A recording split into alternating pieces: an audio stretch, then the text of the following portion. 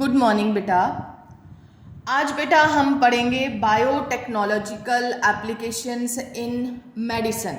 ठीक है, बायोटेक्नोलॉजी का मेडिसिन में क्या यूज़ है, use of biotechnology in medicine. दवाइयाँ जब हम बनाते हैं तो वहाँ पे बायोटेक्नोलॉजी किस तरह से यूज़ हो रही है।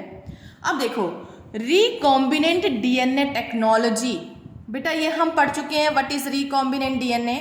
जब दो डीएनए मिक्स होते हैं, ठीक है, उस डीएनए को हमने क्या बोला था, रिकॉम्बिनेंट डीएनए। अब ये हम डिटेल में पढ़ चुके हैं। Processes have made great impact in the area of health care. तो ये जो रिकॉम्बिनेंट डीएनए टेक्नोलॉजी है, इसको हम यूज करते हैं मेडिसिन पर्पस के लिए। कैसे? देखो, अब it has produce safe and more effective therapeutic drugs. अब रिकॉम्बिनेंट डीएनए टेक्नोलॉजी से जो दवाइयाँ बनाई जाती हैं, दे आर मोर सेफ, ठीक है, एंड मोर इफेक्टिव। हम एग्जाम्पल करेंगे साथ में। Recombinant therapeutics drugs do not induce. अब देखो, रिकॉम्बिनेंट डीएनए टेक्नोलॉजी से जो भी ड्रग्स, जो भी दवाइयाँ बनाई जाती हैं, वो बेटा किसी तरह की कोई एलर्जी कॉज नहीं करती। They do not induce unwanted immunological response. Underline करो, अनवांटेड इम्यूनोलॉजिकल रिस्पॉन्स, और इसके साथ लिख लो allergies. Allergies which is common in case of similar products, जो कि नॉर्मली देखी जाती थी, isolated from non human resources. अगर यही वाली दवाइयाँ नॉन ह्यूमन रिसोर्सेज से ली जा रही हैं, जैसे मान लो फ्रॉम पिग्स और कैटल, साथ में लिख लो बेटा, नॉन ह्यूमन सोर्सेज के साथ from pig and cattle. At present about 30 recombinant therapeutics, and circle करो 30, वेरी इंपॉर्टेंट फॉर नीट। अभी बेटा 30 recombinant therapeutic drugs have been approved world over for human use. अब देखो, रिकॉम्बिनेंट टेक्नोलॉजी से अभी तक टोटल कितनी 30 दवाइयाँ बना जा चुकी हैं, ठीक है, और पूरे वर्ल्ड वाइड यूज होती हैं, ठीक है। अगर सिर्फ हम इंडिया की बात करें, इन इंडिया इनमें से ओनली 12, ये भी इंपॉर्टेंट, एंड सर्कल कर लो, इंडिया में इनमें से 12 आर प्रेजेंटली बीइंग मार्केटेड, ठीक है, अभी यूज हो रही है इंडिया में, ठीक है, मार्केट में आती हैं। तो उसी में से हम एक एग्जाम्पल पढ़ेंगे बेटा, जेनेटिकली इंजीनियर्ड इंसुलिन। एग्जाम्पल क्या है? इंसुलिन, ठीक है, एग्जाम्पल हम पढ़ रहे हैं इंसुलिन। बट इंसुलिन कैसा? जेनेटिकली इंजीनियर्ड, जो जेनेटिकली हम बनाएंगे insulin. Now you know very well the function of insulin. Insulin क्या करता है? हमारी बॉडी के अंदर ब्लड शुगर लेवल को मेंटेन करता है इंसुलिन, ठीक है, and it is secreted by the pancreas. Pancreas में beta type of cells present होते हैं जो इंसुलिन सीक्रेट करते हैं, ठीक है। तो देखो, अब हमने इंसुलिन बनाना है भाई, कैसे? By the recombinant DNA technology. तो देखो next, diabetes which start in adults can be managed by taking insulin at regular intervals.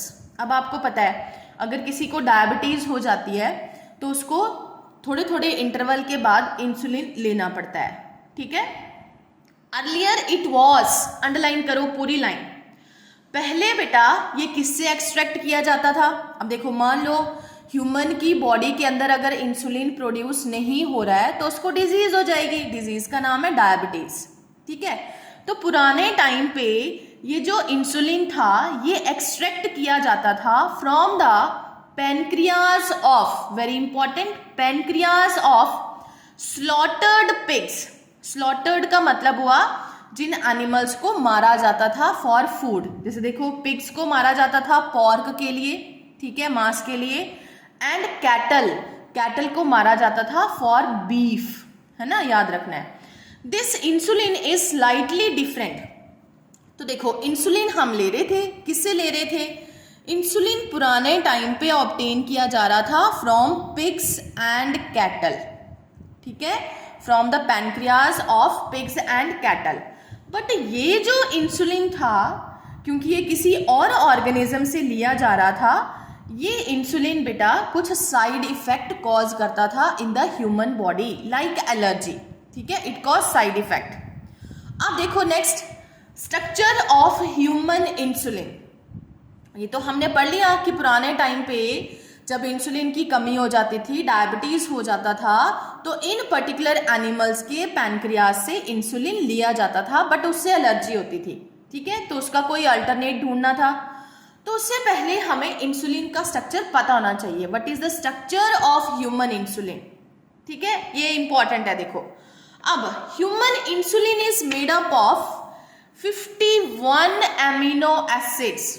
याद रखना है, जो ह्यूमन में इंसुलिन बनता है, insulin is a type of, आप सबको पता है, it is a type of protein. ठीक है, and it is made up of, human being के अंदर बात हो रही है, तो ह्यूमन बीइंग के अंदर जो इंसुलिन है, जो इंसुलिन बनता है वो है प्रोटीन। ठीक है, और मतलब प्रोटीन किससे बनेंगे? वो बनेंगे अमीनो एसिड से। तो it is made up of 51 amino acids.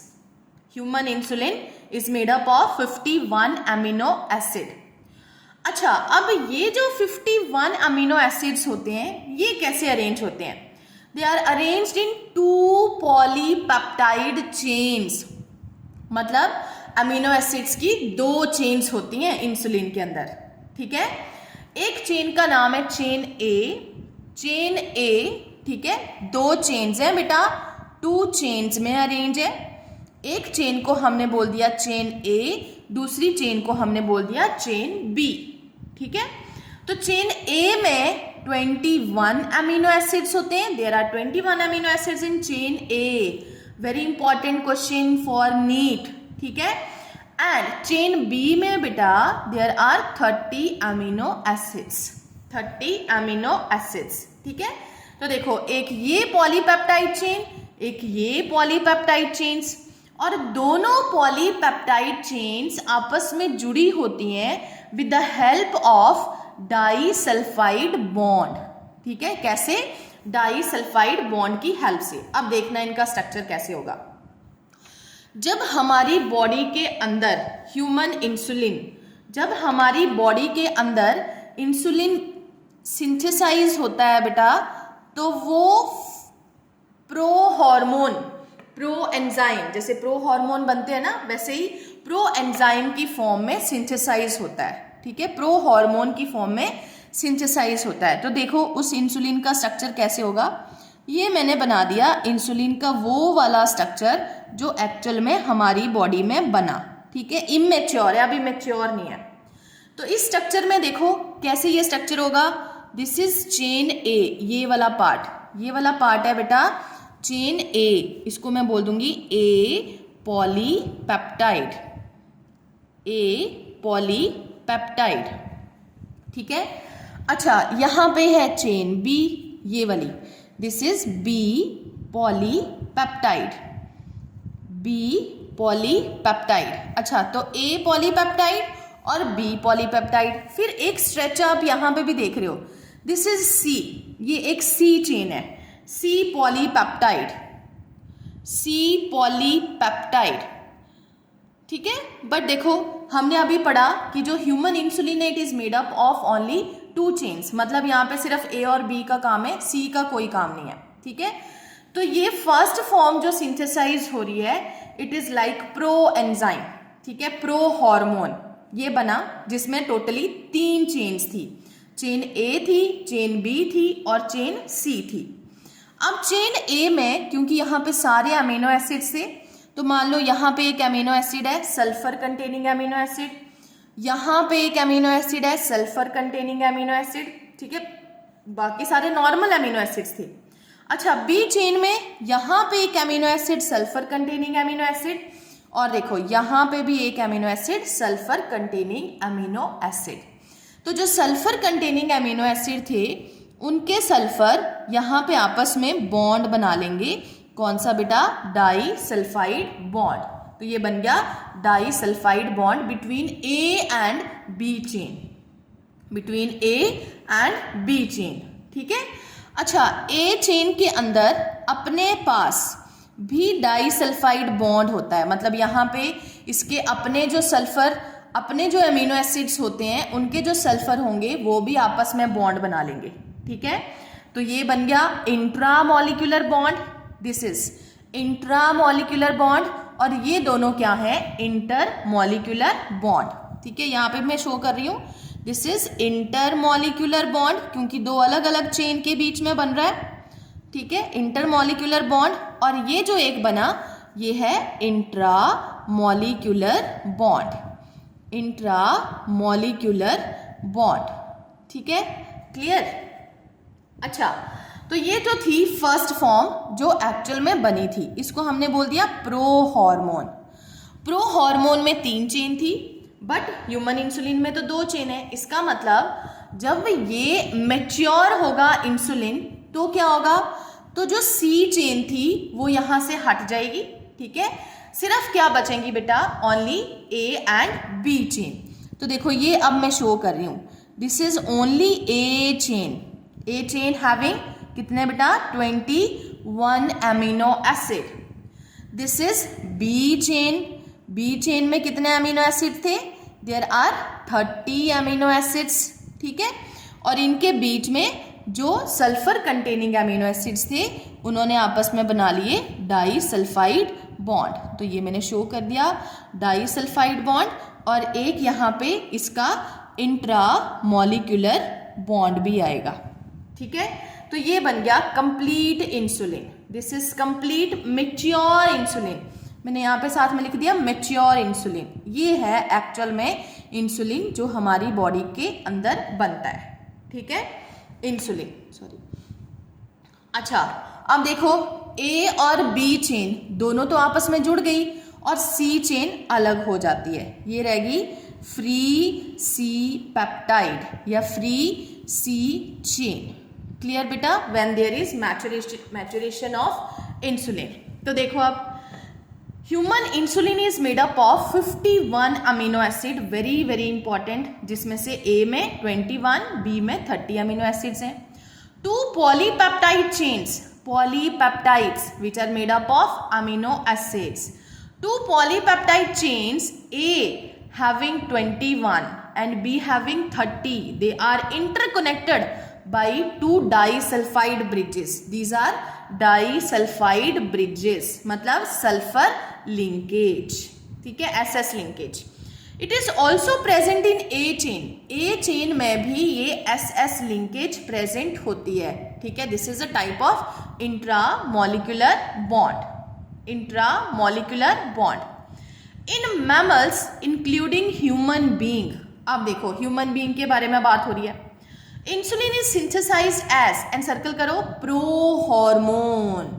बेटा इंसुलिन जब सिंथेसाइज होता है तो वो इस फॉर्म में सिंथेसाइज होता है, it is a pro hormone, मतलब उसमें ए बी सी 3 चेन होंगी। ठीक है, बाद में सी चेन यहाँ से चली जाएगी, कौन सी बचेंगी, ए एंड बी चेन बचेंगी। It contain and extra stretch, इसके पास एक एक्स्ट्रा स्ट्रेच भी होता है, that is C peptide. This C peptide is not present in mature insulin. Mature insulin ये वाला बना मैच्योर इंसुलिन, तो मैच्योर इंसुलिन में ये सी पेप्टाइड नहीं है। ठीक है, इसको हमने बाहर रिलीज कर दिया, देखो अलग कर दिया, यहाँ पे 2 चेन्स को आपस में जोड़ दिया। And is removed during the maturation into the insulin। जब इंसुलिन मेच्योर होता है तो फ्री हो जाती है कौन सी चेन बेटा, सी पॉलीपेप्टाइड चेन। ठीक है, ये तो अभी हमने बेसिक पढ़ा कि this is the structure of insulin. तो नेक्स्ट देखो हमने क्या करना है, हमारा मेन पर्पस यहाँ पे क्या था, हम बायोटेक्नोलॉजी का यूज कर रहे थे कुछ दवाइयाँ बनाने के लिए। दवाई हमने कौन सी ली, इंसुलिन ली। ठीक है, हमने पढ़ लिया कि पुराने टाइम से ये इंसुलिन मिलता था फ्रॉम पिग्स एंड कैटल। ठीक है, बट वो एलर्जी कॉज करता था, तो अब उससे अच्छा कोई तरीका हमने ढूंढना था। तो पहले तो हमने अब बायोटेक्नोलॉजी में ये चीज़ें बनानी है, तो पहले हमें उसका स्ट्रक्चर पता होना चाहिए था। अब देखो हम इजीली ह्यूमन इंसुलिन बना सकते हैं। तो देखो नेक्स्ट, रिकॉम्बिनेंट इंसुलिन, जिसके बारे में हम बात कर रहे हैं, हम बना रहे हैं दवाई इंसुलिन। ठीक है, कौन सी बेटा, रिकॉम्बिनेंट इंसुलिन, क्योंकि ये रिकॉम्बिनेंट टेक्नोलॉजी से बना, इसलिए इस इंसुलिन को हम क्या बोलेंगे, रिकॉम्बिनेंट इंसुलिन। या फिर this is also known as Humulin, this is also known as Humulin. पुत्र आपने ये नाम भी याद रखना है। ह्यूमुलिन क्यों बोला, because it is similar to human insulin. क्या बना रहे हैं हम, ह्यूमन इंसुलिन बना रहे हैं। अच्छा, तो इन 1983 ally lily company, American company है एक, ठीक है, ally lily company prepared 2 DNA sequences.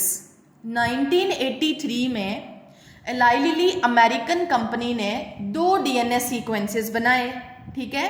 किसके लिए बनाए, for A chain and B chain of human insulin. ऐसे DNA सीक्वेंसेस जिनसे कौन से अमीनो एसिड्स बनेंगे, जो A चेन में प्रेजेंट है और B चेन में प्रेजेंट है, ठीक है। These were introduced into the plasmid of the, underline कर लो, ई कोलाई। देखो उन्होंने क्या किया, मैं एग्जाम्पल दे रही हूं। ये मान लो एक DNA बनाया, ठीक है। अब ये कौन सा DNA था जो आगे जाके क्या बनाएगा, A चेन बनाएगा, ठीक है। और एक DNA बनाया, ये भी क्या है, DNA, जो आगे क्या बनाएगा, B चेन बनाएगा, ठीक है। मतलब जब ये कोडिंग करेगा तो आगे जो अमीनो एसिड्स बनेंगे वो अमीनो एसिड कैसे होंगे, जो ह्यूमन इंसुलिन की A चेन में प्रेजेंट है और ह्यूमन इंसुलिन की B चेन में प्रेजेंट है, ठीक है।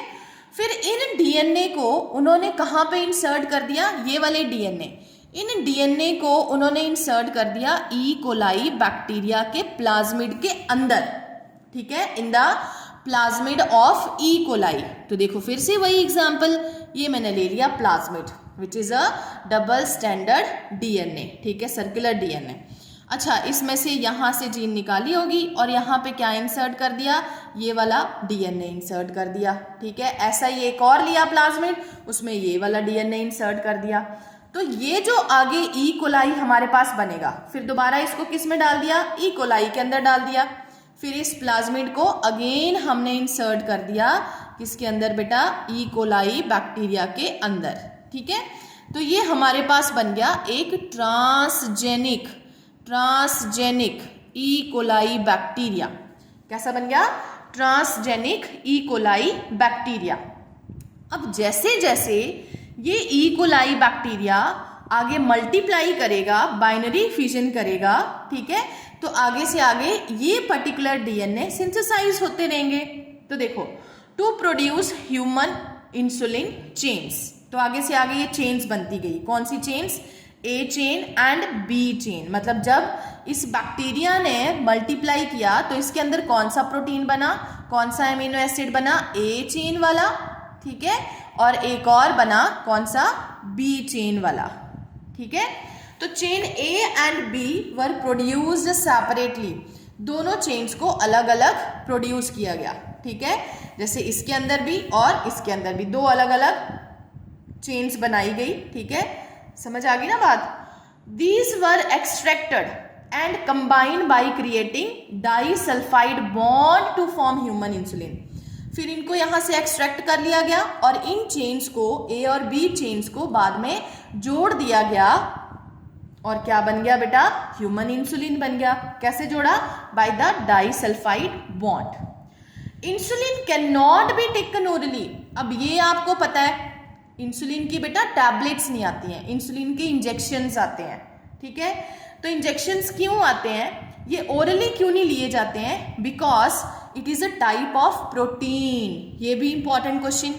इंसुलिन को बेटा हम टैबलेट की फॉर्म में नहीं ले सकते हैं, because it is a type of protein. और जब प्रोटीन हमारी बॉडी के अंदर जाएगा तो हमारी बॉडी में, हमारे गट में ये कंप्लीटली डाइजेस्ट हो जाएगा, ठीक है।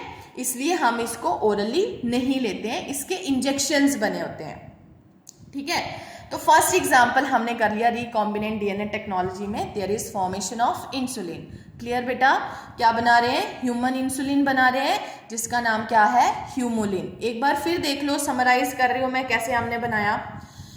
बेटा सबसे पहले 1983 की बात हो रही है। एलाई लिली कंपनी ने 2 डीएनए बनाए, ठीक है। एक ऐसा डीएनए जो आगे जाके ए चेन बनाएगा, एक ऐसा डीएनए जो आगे जाके बी चेन बनाएगा, ठीक है। फिर इन डीएनए को ई कोलाई बैक्टीरिया के प्लाज्मिड में इंसर्ट कर दिया गया, ठीक है। इन डीएनए को एक प्लाज्मिड लिया ई कोलाई बैक्टीरिया से और उसमें इंसर्ट कर दिया गया, ठीक है। इस डीएनए को अलग, इस डीएनए को अलग, ठीक है। फिर जब दोबारा इस रिकॉम्बिनेंट डीएनए को ई कोलाई बैक्टीरिया के अंदर ट्रांसफॉर्म किया गया तो आगे अब ये ई कोलाई बैक्टीरिया क्या बनाएगा, जो भी डीएनए हमने डाला है उसके लिए चेन बना देगा। जैसे मान लो अगर यहाँ पे ए डीएनए डाला होगा, ए चेन वाला डीएनए, तो वो आगे ए चेन बनाएगा। अगर यहाँ पे बी चेन वाला डीएनए डाला होगा तो वो बी चेन बनाएगा। मतलब दोनों चेन्स अलग अलग सिंथेसाइज होगी, ए चेन भी होगी और बी चेन भी सिंथेसाइज होगी। बाद में इन दोनों चेन्स को जोड़ दिया गया with the help of disulphide bond, ठीक है, सल्फर सल्फर लिंकेज के साथ। और क्या तैयार हो गया, ह्यूमन इंसुलिन तैयार हो गया। तो ये हमने बना लिया रिकॉम्बिनेंट टेक्नोलॉजी के साथ इंसुलिन, ठीक है। तो अब जो मार्केट में इंसुलिन मिलता है ना बेटा, वो यही वाला इंसुलिन होता है which is formed by the recombinant technology, जो एलर्जीज वगैरह कुछ कॉज नहीं करता। अब देखो, अब हम सेकेंड एग्जाम्पल ले रहे हैं बेटा। Second example is also very very important बेटा, that is known as gene therapy. Gene therapy, ठीक है, जीन थेरेपी। पहले तो वर्ड समझो, जीन थेरेपी मतलब हम ट्रीटमेंट कर रहे हैं, ठीक है। किस में ट्रीटमेंट करवाया जा रहा है, इन द जीन, ठीक है। या तो जीन कोई डिफेक्टिव होगी उसका ट्रीटमेंट हो रहा है, या फिर जीन एब्सेंट होगी तो वो इंसर्ट करी जा रही होगी। तो देखते हैं अब ये क्या है। If a person is born with a hereditary disease, अगर मान लो कोई पर्सन हेरिडिटरी डिजीज के साथ पैदा हो रहा है, ठीक है, जो डिजीज उसको कहाँ से आई है, from parents, corrective therapy can not be taken for this disease. अगर बेटा वो जेनेटिक डिजीज है तो उसको क्योर करना बहुत मुश्किल होता है। It can be cured by gene therapy, तो उसके लिए सिर्फ एक ही तरीका है, वो है जीन थेरेपी। जैसे देखो पीछे हमने एग्जाम्पल किया था, याद करो, SCID, severe combined immuno deficiency, ठीक है। तो हमने पढ़ा था कि ये जो SCID है ये एक हेरिडिटरी डिजीज है, ठीक है। मतलब जब कोई पैदा होगा तभी से ही उसमें ये डिजीज होगी। और हमने एग्जाम्पल भी लिया था, एग्जाम्पल हमने किया था एडिनोसिन डीएमाइनेज। वो एक पर्टिकुलर एंजाइम इसमें एब्सेंट था, जो ऑर्गेनिज्म पैदा हुआ ना उसके अंदर एक एंजाइम नहीं था, एडिनोसिन डीएमाइनेज। और एडिनोसिन डीएमाइनेज का इम्यून रिस्पॉन्स में बहुत इंपॉर्टेंट फंक्शन है। मतलब अगर एडिनोसिन डीएमाइनेज नहीं होगा तो there is no formation of B and T lymphocytes, तो वो ऑर्गेनिज्म पैदा होते ही मर जाएगा। तो ये बेस्ट एग्जाम्पल यहाँ पे बैठता है। तो अब देखो इसको भी हम कैसे ट्रीट कर सकते हैं, with the help of gene therapy. तो gene therapy is a collection of methods, underline करो, कलेक्शन ऑफ मेथड, कोई एक मेथड नहीं इसमें होगा, बहुत सारे मेथड्स पढ़ेंगे, that help in correction of gene defect. वो एक पर्टिकुलर जीन जिसमें कोई डिफेक्ट है उस जीन को हम ठीक करेंगे।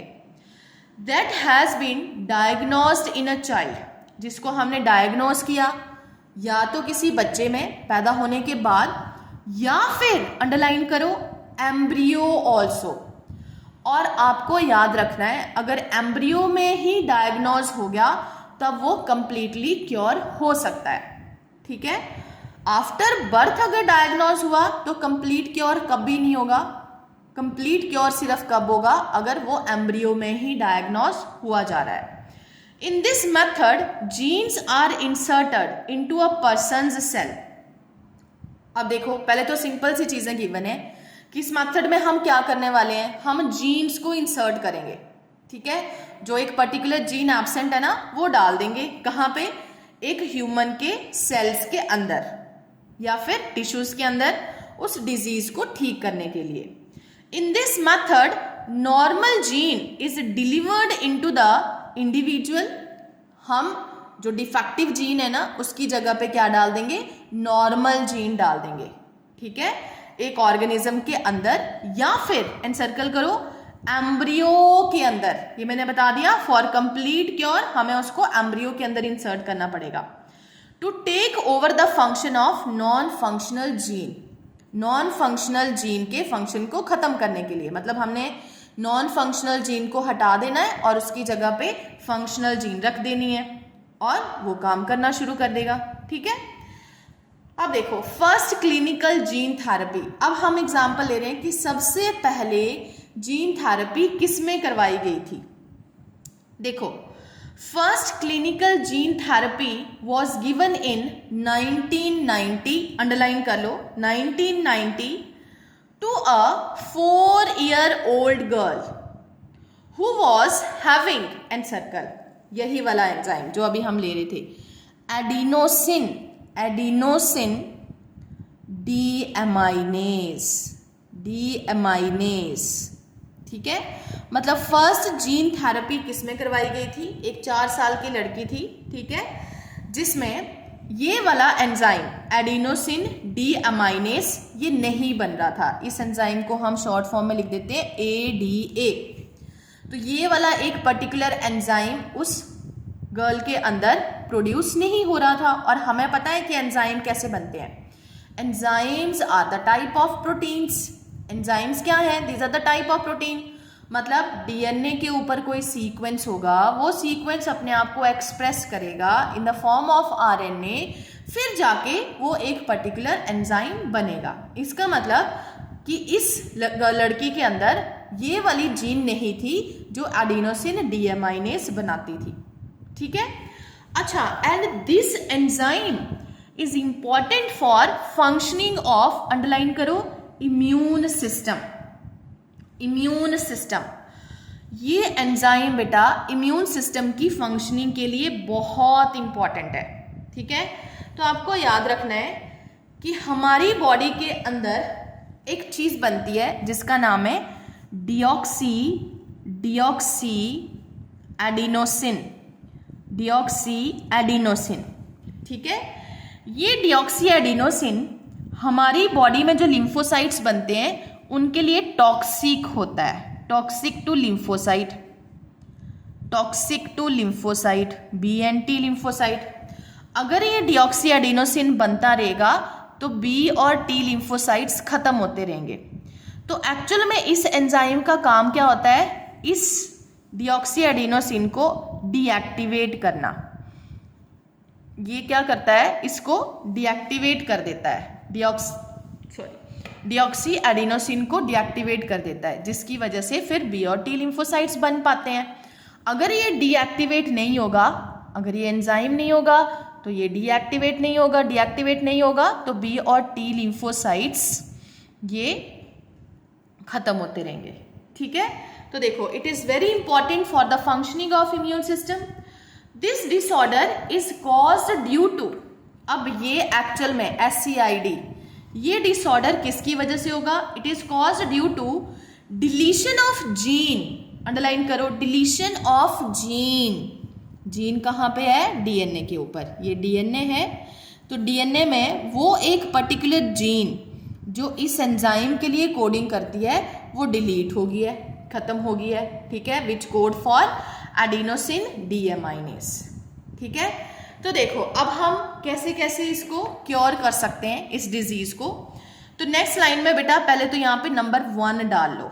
अलग अलग मेथड हम पढ़ने वाले हैं इसके लिए। नंबर 1, तो देखो इन सम चिल्ड्रन, कुछ बच्चों में ADA deficiency can be cured by encircle bone marrow transplantation. अब देखो क्योर के लिए हम क्या क्या चीजें याद करेंगे। Number 1, bone marrow transplantation.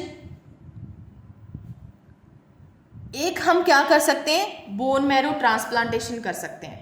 Bone marrow transplantation हुआ तो क्या होगा? वहां पे नए सेल्स बनना शुरू हो जाएंगे, लिम्फोसाइट्स। ठीक है, अच्छा आगे number 2, it can also be treated by enzyme replacement therapy.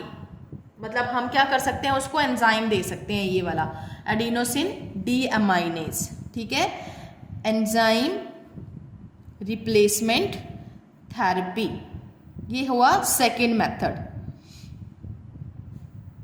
ठीक है, this is second method, enzyme replacement therapy, in which functional ADA, इस मेथड में हम क्या करेंगे, उनको एंजाइम देंगे, एंजाइम क्या, adenosine deaminase, functional ADA is given to patient by the injections, उनको हम इन एंजाइम्स के इंजेक्शन देंगे, ठीक है।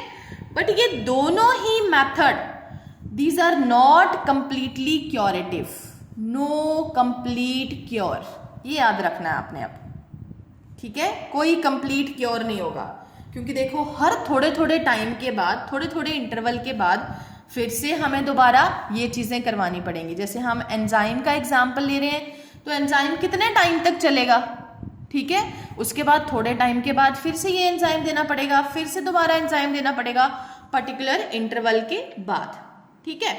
अच्छा, अब देखो थर्ड मेथड में हम क्या करेंगे, as a first step toward gene therapy, lymphocytes, lymphocytes underline करो, lymphocytes, lymphocytes which are actually the site of production of ADA in the body, ठीक है, एक्चुअल में ADA यहाँ पे फिर प्रोड्यूस होगा, ठीक है। अब देखो, as a first step toward the gene therapy, lymphocytes taken from blood of the patients, third method में हमने क्या किया, जो एक्चुअल में एक्चुअल क्योर है, ठीक है, जिससे कंप्लीट क्योर होगा, उसमें हम क्या करेंगे, हम पेशेंट की बॉडी से लिम्फोसाइट्स निकाल लेंगे, ठीक है, पेशेंट की बॉडी से हमने ब्लड लिया, ठीक है, ब्लड सैंपल लिया, ये मैंने ले लिया ब्लड, ठीक है, और इस ब्लड से हमने कुछ पर्टिकुलर सेल्स निकाल लिए, कौन से, लिम्फोसाइट, ये मान लो सारे क्या है, लिम्फोसाइट, ठीक है। इन लिम्फोसाइट्स को हमने ग्रो किया in the culture outside the body, अब मान लो यही लिम्फोसाइट्स, इन लिम्फोसाइट्स को हम यहाँ पे ग्रो करवा रहे हैं, ठीक है, बहुत सारे लिम्फोसाइट्स बन गए, लिम्फोसाइट्स को ग्रो करवाया जा रहा है, ठीक है, in the culture, a functional ADA that is complementary DNA, underline करो, कंप्लीमेंट्री डीएनए। अब देखो आपको पता है what is complementary DNA, complementary DNA क्या था, ऐसा डीएनए जो किससे बना, फ्रॉम आरएनए, किससे बना बेटा, फ्रॉम आरएनए, आरएनए किसका, वायरस का, जिनका जेनेटिक मटेरियल आरएनए था, उससे रिवर्स ट्रांसक्रिप्शन से हमने क्या बनाया, डीएनए बना दिया, ठीक है, मतलब वो वाली जीन बनाई विच कोड फॉर एडिनोसिन डीएमाइनेज। तो अब हम क्या करेंगे, a functional ADA complementary DNA, ये जो कंप्लीमेंट्री डीएनए है ये किसके लिए कोडिंग करेगा, आगे जाके एडीए के लिए कोडिंग करेगा, एडीए, एडिनोसिन डीएमाइनेज, ठीक है। और ये हमने कैसे बनाया, फंक्शनल कंप्लीमेंट्री डीएनए कैसे बनाया, using a retroviral vector, underline करो, रेट्रोवायरल, जो आरएनए हम यूज कर रहे हैं वो किस में यूज कर रहे हैं, रेट्रोवायरस में। हमने पता है ना बेटा कि हमने क्या करवाना है, यहाँ पे हमने एक वायरस लेके, ठीक है, हमने जीन इंसर्ट करवानी है, तो एनिमल्स में अगर हमने जीन इंसर्ट करवानी है तो हम क्या वेक्टर यूज करते हैं, रेट्रोवायरस। तो पहले तो रेट्रोवायरस को हमने डिसआर्म किया, ठीक है, मतलब उसमें से वो वाली जीन निकाल दी, ऑन्कोजीन, ठीक है, जो डिजीज कॉज कर रही थी, उस जीन को निकाल के हमने कौन सी जीन इंसर्ट करनी है, डीएनए वाली जीन इंसर्ट करनी है विच कोड फॉर एडिनोसिन डीएमाइनेज, ठीक है। अच्छा, तो ये देखो अब हम वेक्टर यूज कर रहे हैं, इस वेक्टर के अंदर हमने कंप्लीमेंट्री डीएनए डाल दिया है, it is then introduce into the lymphocyte, फिर इसको हमने कहाँ पे इंट्रोड्यूस करवा दिया, इन लिम्फोसाइट के अंदर डाल दिया, ठीक है। इस वेक्टर को रेट्रोवायरल वेक्टर को हमने इंट्रोड्यूस करवा दिया इन सेल्स के अंदर, लिम्फोसाइट्स के अंदर। अब लिम्फोसाइट्स के अंदर ये एक पर्टिकुलर जीन पहुंच गई जो किसके लिए कोडिंग करती है, एडिनोसिन डीएमाइनेज के लिए कोडिंग करती है, ठीक है। तो अब देखो, these lymphocytes are then return to the patient, फिर दोबारा इन सभी लिम्फोसाइट्स को जिनमें हमने कंप्लीमेंट्री डीएनए डाल दिया है, इनको दोबारा हमने कहाँ पे इंसर्ट कर दिया, पेशेंट की बॉडी में डाल दिया। जिससे हमने लिए हुए थे ये सारे लिम्फोसाइट्स, उसके अंदर दोबारा इंसर्ट करवा दिए। As these cells are not immortal, ठीक है, नॉट इमॉर्टल मतलब अमर नहीं है, हमेशा के लिए नहीं रहेंगे, थोड़े टाइम के बाद खत्म हो जाएंगे। तो patient has to be given infusion of such genetically engineered lymphocytes after regular interval of time. तो हमें क्या करना पड़ता है, फिर से थोड़े टाइम के बाद इस तरह के लिम्फोसाइट्स उनके अंदर इंसर्ट करवाने ही पड़ेंगे, ठीक है। But if the gene isolated from marrow cells, underline करो, बोन मैरो सेल्स की बात हो रही है, अगर हम जीन आइसोलेट करते हैं फ्रॉम मैरो सेल्स मतलब stem cells producing the ADA, मान लो किसी के स्टेम सेल प्रिजर्व करे हुए हैं, ठीक है, ये मैंने शो कर दिए बहुत सारे स्टेम सेल। हमने क्या किया, इन स्टेम सेल में से वो एक पर्टिकुलर जीन जो एडीए के लिए कोडिंग करती है, यहाँ से वो जीन ली, ठीक है, और यहाँ पे इंसर्ट कर दी, ठीक है, ये वाली जीन ली और इंसर्ट कर दी। If it is introduce into the cells, कब बेटा, at early embryonic stage, and circle कर लो। हमने क्या किया, स्टेम सेल से एक जीन ली, ठीक है, और उस जीन को हमने इंसर्ट कर दिया इन द एम्ब्रियोनिक स्टेज, मतलब अभी उस फीटस का एम्ब्रियो ही डिवेल्प हुआ पड़ा है, ठीक है, पहले ही डिजीज डायग्नोज होगी, पैदा होने से पहले ही पता चल गया कि देयर इज एडीए डेफिशिएंसी, तो हमने अब उन एम्ब्रियोनिक सेल्स के अंदर वो जीन इंसर्ट करनी है, ठीक है। तो पहले तो वो जीन लानी पड़ेगी, तो किसी के स्टेम सेल से हमने वो जीन ली और एम्ब्रियो के अंदर डाल दी, तो ये परमानेंट क्योर हो सकता है, ठीक है। तो उस टाइम पे परमानेंट क्योर हो जाएगा, क्योंकि अभी वो सेल्स डिवेल्प हो रहे हैं, अभी तक उसकी बॉडी की कंप्लीट डिवेलपमेंट नहीं हुई पड़ी है, ठीक है। So this method is also very very important, ठीक है।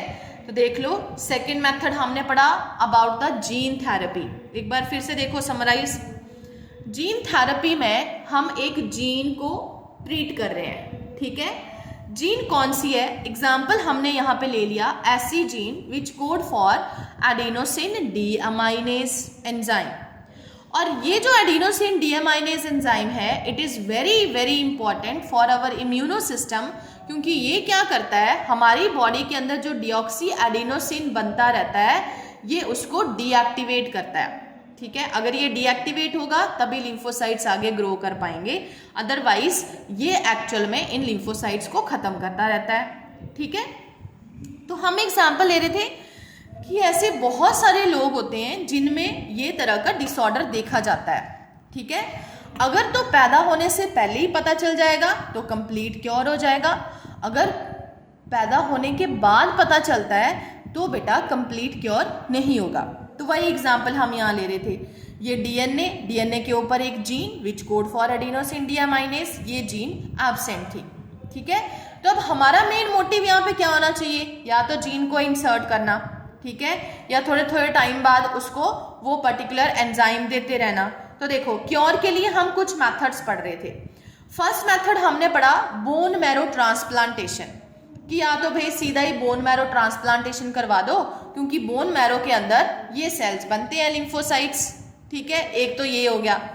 दूसरा एंजाइम रिप्लेसमेंट थेरेपी, थोड़े थोड़े टाइम के बाद उसको वो पर्टिकुलर एंजाइम दिया जाए, कौन सा, एडिनोसिन डीएमाइनेज, बट इनसे भी कंप्लीट क्योर नहीं होगा। फिर एक और मेथड हमने लिया, हमने क्या किया, एक्चुअल में जो पेशेंट था उसकी बॉडी से हमने सेल्स निकाल लिए, ब्लड से कुछ सेल्स निकाले लिम्फोसाइट्स, उन लिम्फोसाइट्स को हमने कल्चर कर लिया बॉडी के बाहर, ठीक है।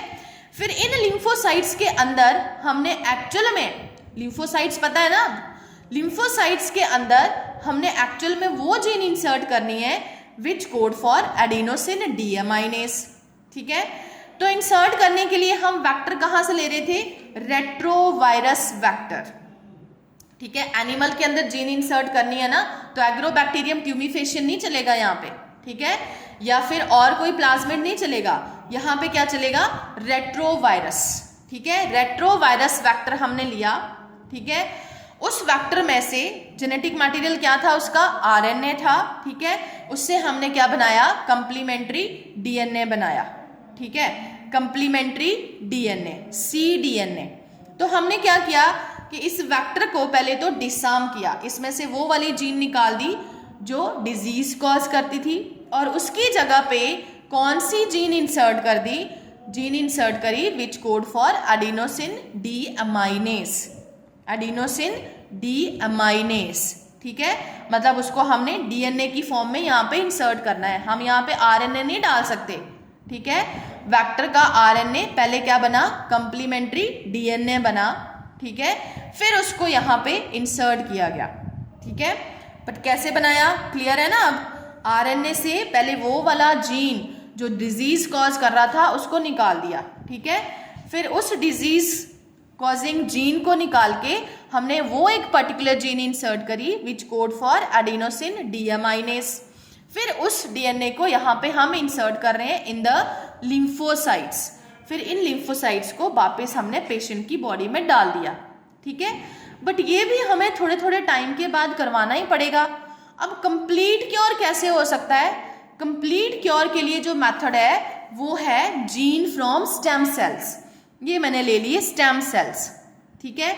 अब मान लो बेटा पैदा होने से पहले ही डिजीज डायग्नोज होगी, तो हमने क्या करना है, फिर हमने किसी से स्टेम सेल लेके, ठीक है, स्टेम सेल्स में से वो वाली जीन निकालनी है विच कोड फॉर एडिनोसिन डीअमाइनेज, और एम्ब्रियो के अंदर इंसर्ट कर देनी है, क्योंकि एम्ब्रियो की अब धीरे धीरे डेवलपमेंट हो रही है, इसलिए वो कंप्लीट क्योर हो सकता है। अब देखो थर्ड एग्जाम्पल हम पढ़ रहे हैं बेटा, biotechnological applications in medicine. First हमने पढ़ा about the human insulin, second हमने पढ़ा अबाउट द जीन थेरेपी। अब देखो थर्ड हम पढ़ने जा रहे हैं मॉलिक्यूलर डायग्नोसिस, मॉलिक्यूलर डायग्नोसिस, ठीक है। तो देखो effective treatment of a disease can be done by the early diagnosis. यहाँ पे भी हमने एग्जाम्पल पढ़ लिया, इनके केस में हमने पढ़ा कि कंप्लीट क्योर सिर्फ कब पॉसिबल है, अगर अर्ली डायग्नोस हो जाता है, ठीक है। यहाँ तो चलो हम एग्जाम्पल ही अलग ले रहे थे, एम्ब्रियो, ठीक है।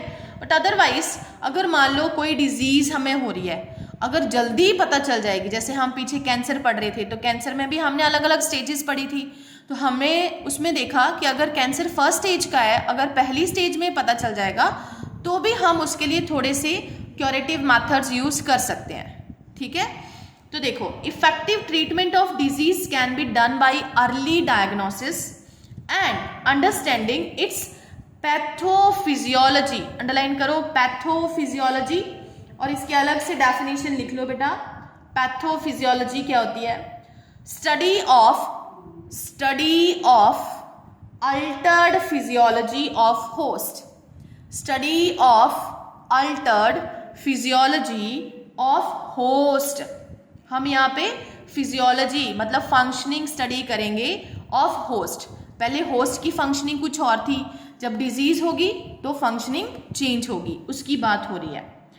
Using conventional method, conventional method मतलब ट्रेडिशनल मैथड, ठीक है। और इस पे डाल लो number 1, using conventional method of diagnosis. अगर हम डायग्नोसिस के कन्वेंशनल मैथड यूज कर रहे हैं, कन्वेंशनल मैथड के एग्जाम्पल लिख लो बेटा, ये इंपॉर्टेंट है आपके एग्जाम के लिए।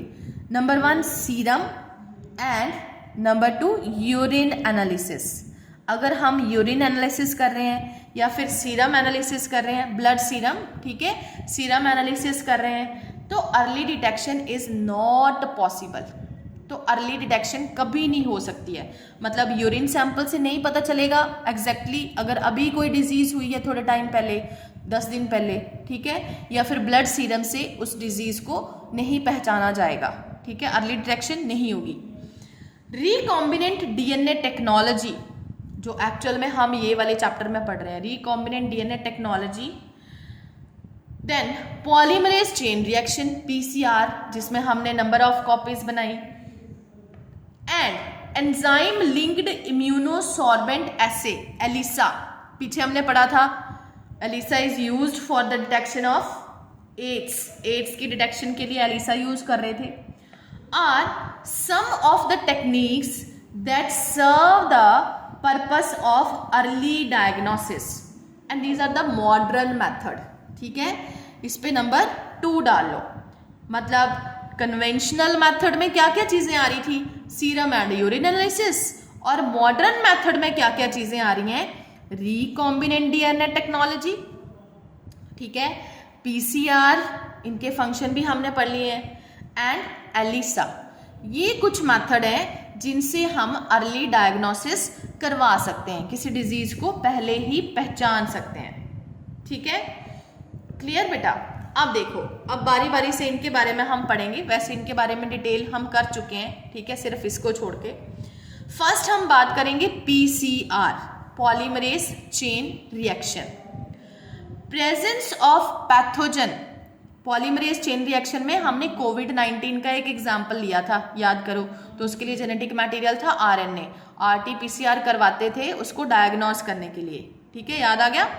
अच्छा, प्रेजेंस ऑफ पैथोजन, पैथोजन कौन, जो डिजीज कॉज कर रहे हैं, like bacteria, virus etcetera, is normally suspected only when the pathogen has produced a disease symptom. मतलब हमें कब पता चलेगा, जब इसके सिम्टम्स आ रहे हैं। ठीक है, जैसे कोई डिजीज है, अगर उस डिजीज के सिम्टम्स आए तभी हम पता लगाते थे उसका नॉर्मली। ठीक है, समझ रहे हो बात? अभी तक हम क्या पढ़ रहे हैं बेटा, मॉलिक्यूलर डायग्नोसिस पढ़ रहे हैं। हम पढ़ेंगे अभी इसमें कि हम एक डिजीज को कैसे डायग्नोस करेंगे। तो देखो, खुद समझो, अब हमने कोई डिजीज पहचाननी है, तो ऐसे थोड़ी हमें किसी को देख के पता चल जाएगा। अगर वो देखने में तंदुरुस्त है बिल्कुल, तो उसको देख के हमें नहीं पता चलेगा कि हाँ भाई उसको कोई डिजीज हुई है। वो हमें कैसा पता चलेगा, जब उसमें सिम्टम्स अपीयर होना शुरू होंगे। ठीक है, अच्छा, बट बाय दिस टाइम, जब तक सिम्टम्स अपीयर होते हैं बेटा, तब तक क्या होता है, the concentration of pathogen is already very high in the body. Symptoms तभी अपीयर होते हैं जब वो पैथोजन बॉडी के अंदर बहुत ज़्यादा मल्टीप्लाई कर गया होता है। ठीक है, मतलब उस पैथोजन की कंसंट्रेशन बॉडी के अंदर बहुत ज़्यादा है, मतलब सिम्टम्स दिखेंगे। Very low concentration of bacteria और वायरस, अगर बैक्टीरिया या वायरस कम कंसंट्रेशन में प्रेजेंट होंगे, ठीक है, at a time when symptom of disease are not yet visible, अगर उनकी कंसंट्रेशन कम है ना, तो सिम्टम्स नहीं दिखेंगे। ठीक है, सिम्टम्स सिर्फ कब अपीयर होंगे, जब वो अंदर बहुत ज़्यादा मल्टीप्लाई कर गए हैं। So they can be detected by amplification of their nucleic acid by PCR. Underline करो। तो ये अर्ली डिटेक्शन, जिस टाइम पे सिम्टम्स हमें नहीं दिख रहे हैं, हमने उसको डायग्नोस करना है, तो हम कैसे डायग्नोस करेंगे, with the help of PCR. ठीक है, by the amplification of nucleic acid. जो भी न्यूक्लिक एसिड होगा, जैसे कि डीएनए, ठीक है, तो उस डीएनए की हम क्या करेंगे, नंबर ऑफ कॉपीज बनाएंगे, या फिर आरएनए, उस आरएनए की नंबर ऑफ कॉपीज बनाएंगे by using PCR. PCR is now used to, used के साथ बेटा आगे एक वर्ड लिख लो, routinely, routinely, ROUTINELY. PCR is now routinely used to detect HIV in suspected AIDS patient. Very important. Encircle करो। पीछे हमने पढ़ा था कि एलिसा भी यूज होता है बेटा एड्स के डायग्नोसिस के लिए, और आजकल पीसीआर भी यूज होता है to detect the HIV in suspected AIDS patient. ठीक है, तो आपने याद रखना है, एनसीईआरटी के लाइन के साथ हमने चलना है। अगर आपको क्वेश्चन पूछा होगा विच इज वाइडली यूज्ड, तो वो होता है एलिसा। ठीक है, widely used for detection of AIDS. ठीक है, और अगर रूटीनली यूज्ड आया होगा तो वो होगा पीसीआर। ठीक है, अच्छा, इन सस्पेक्टेड कैंसर पेशेंट्स, अब कैंसर पेशेंट्स की बात हो रही है।